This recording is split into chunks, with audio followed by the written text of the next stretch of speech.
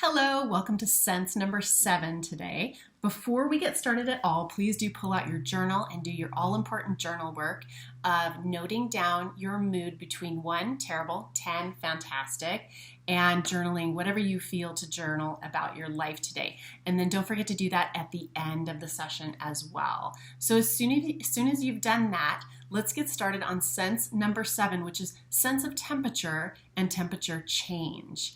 So this is a sense I feel like most of us are pretty in tune with, or at least are aware of that sense. We have a thermostat on the wall generally in our home. We operate the heat and the cool to kind of keep our environment at a comfortable level.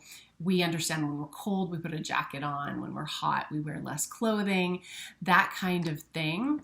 So I just wanted to bring up a few examples that possibly we haven't thought about, and for you to really experiment with this today and notice where you are noticing temperature and temperature change. So one example is the reason I have wet hair today. Maybe you're wondering what the heck is going on with her hair. So I took a shower this morning because I really wanted to take a shower last night, but it was chilly in my house. And I remember very clearly from taking physiology that if you have wet hair and you are cold, you go outside in the cold, or if you're indoors and it's cold, your body is having to work to keep your internal heat, your internal temperature at a certain level, and your immune system is less functional because there's less energy to go to that. So it actually makes you more susceptible to getting sick. So I wanted to take a shower last night, but didn't because of that. So this morning I took a shower and thought, oh shoot, I got to blow dry my hair. I don't like doing that. I don't want to do a video with wet hair. And then I thought, nope, it's perfect all the way around because this is my body being sensitive to temperature and my awareness about that. So that's our first example.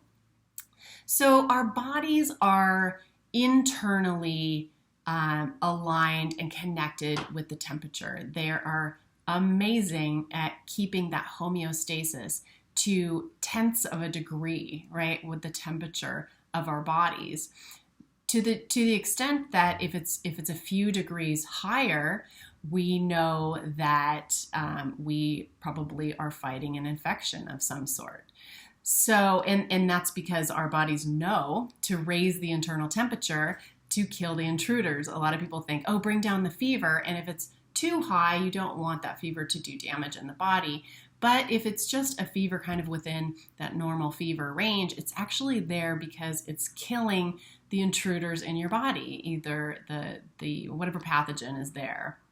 So for me, I always let the fever go because I know it's ultimately in my best interest to do so. So that's one way that our bodies are internally connected to the temperature inside of us, but they are always regulating. Oh, without any conscious input from us, right? Our bodies know how to regulate that internal temperature and keep us healthy and at a homeostasis.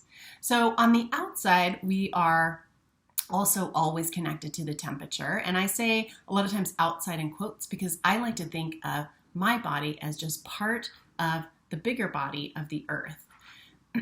So one of the ways that our bodies are connected to the temperature outside is just how warm or cold we are, right? How hot or cold our environment is, what the temperature is there. And if we're cold, we might put a jacket on, etc. We're very familiar with that. We might turn the thermostat up, that kind of thing. But also another way we're connected outside with our temperature is our food. Vivi is very sensitive to and very aware of how hot is my food? Is it too hot? Blow on it, mama. We were doing that last night. She's very aware of that. And for instance, we're aware of how hot we make our tea. For me, the temperature is always lower. I don't heat anything above 115, 118 degrees because it destroys the enzymes and the nutrients and causes inflammation at that point. So that's the whole thing. One of the part of the thing about raw food, why I do raw food. But so I heat my tea up to a certain temperature, and I know if I taste it, oh, it's too hot, I got to start over, which is always a bummer. I dehydrate my food. This is some rosemary out of my aunt's garden that I've been dehydrating, and that the temperature that we prepare our food is just an example of that external connection to temperature. Temperature also can be a danger signal, right? So if we get too close to a flame, it's not an intellectual process that happens. Oh, perhaps I should pull my finger away from this source of heat. No, it's just our bodies are connected to that sense, and we pull away from something that's too hot or too cold as well.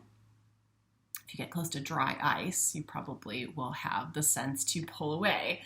So those are just some examples of how we are so intuitively, maybe intuitively is the wrong word. No, it's okay. Intuitively, naturally connected and attracted to environments and conditions that are healthy for us temperature-wise. So our adventure today is to go outside and find a wild nature place that you feel attracted to joining.